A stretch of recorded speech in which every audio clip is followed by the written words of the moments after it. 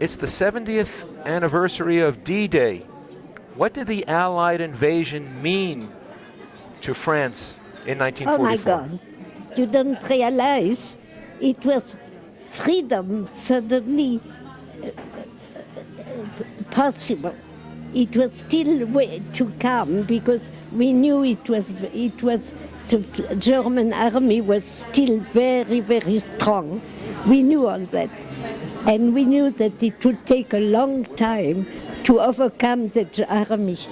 But we knew that freedom was possible. And we had waited for 4 years for that. And I was in Paris at that time with forged papers because a Frenchman who wasn't Jewish had made papers without the stamp Jew for my whole family, and he refused to be paid. He did it just to save us.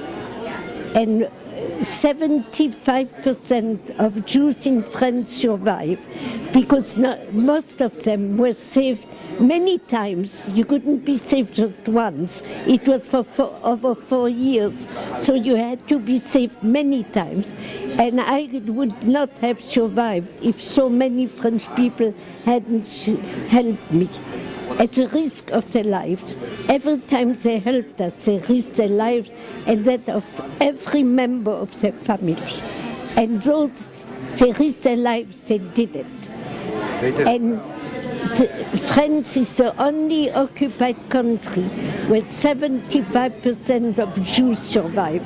And if you want a reference, there is one on a huge panel in the Holocaust Museum in Washington, D.C., which says 75% of Jews in France survive.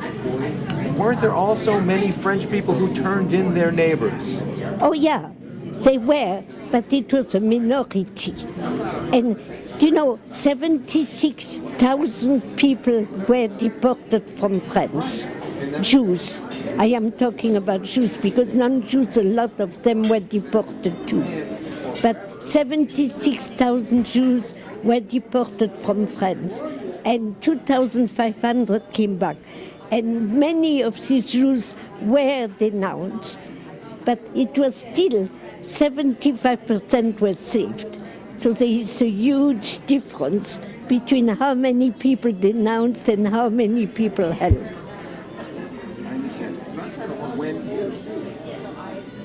When you went undercover, what motivated you to be able to do this kind of... I was never in the resistance because I was interviewed several times, but they didn't trust me because they didn't know I was Jewish. They didn't trust me, and they didn't. They did not accept me in the resistance. I looked like a bimbo. I was young. I was very small, short. Though I was taller than I am now. I was 4'11", but I was very thin, very blonde with blue eyes, and they felt that I was like a bimbo and they didn't trust me. So they never accepted me, but I did a lot of things on my own to stop, to help against the Germans. When you went undercover. I was not really undercover, but I had papers with forged papers without the stamp Jew.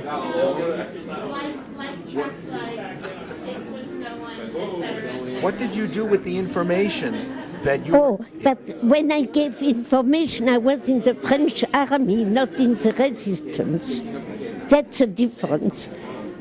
After Paris was liberated, I joined the French army, and I was a nurse.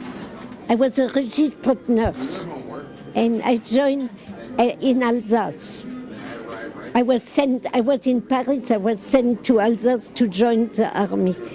I was in the 151 Regiment of Infantry. And the colonel of the regiment, 3 weeks after I arrived, met me in the square of the village where we were headquartered. And he asked me to answer his phone during his lunchtime. So I went with him in his office, and he showed me around, and then he told me, I'm sorry, leaving. He told me, I'm sorry, I have nothing for you to read. There are only German books here. And I told him I read German fluently. So very interested, he asked me, do you speak German? And I said, yes, fluently. So he asked me if I would accept to be transferred to the intelligence service of the army, because they desperately needed women who spoke German. All men in Germany, from the age of 12 to way old people, were all in the army. So any man walking in a street in Germany would have been noticed immediately. That's why they needed women. And I accepted. And that's how I became an agent for the French army. How did you get your information back? Oh, that was a very difficult thing because I had no radio. I had to walk all the way from Freiburg, that was my section, from Freiburg to the Swiss border, which is at least 250 miles, if not more. You have to look it up on Google. I don't remember exactly. But I had to walk that distance to go to a farm, a German farm, who were very Catholic and very anti-Hitler. And my service gave me the address.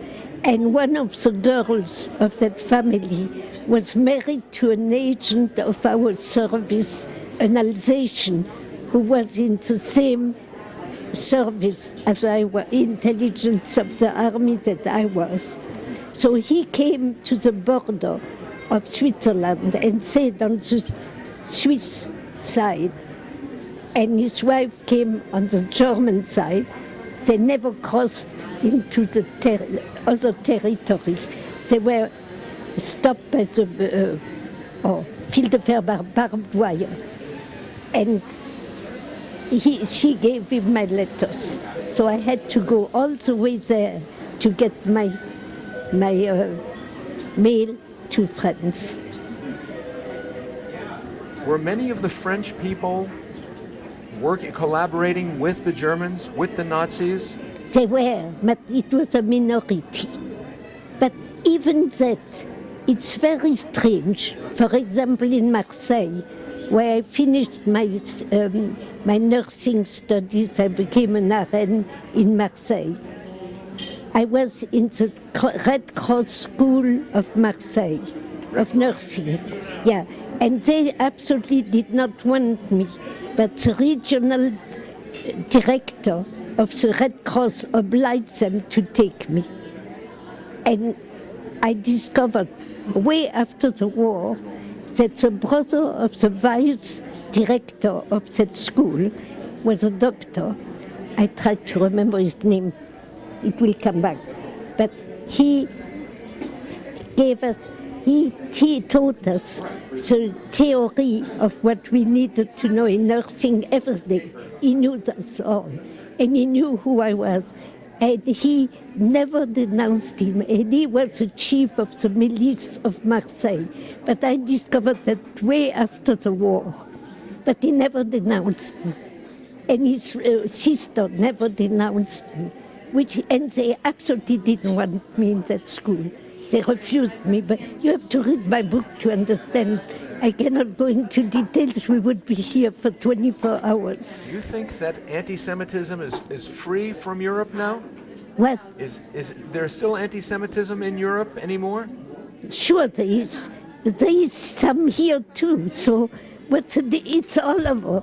It's as much here, mostly in the universities, you have an awful lot of anti-Semitism, but most people don't want to hear about it.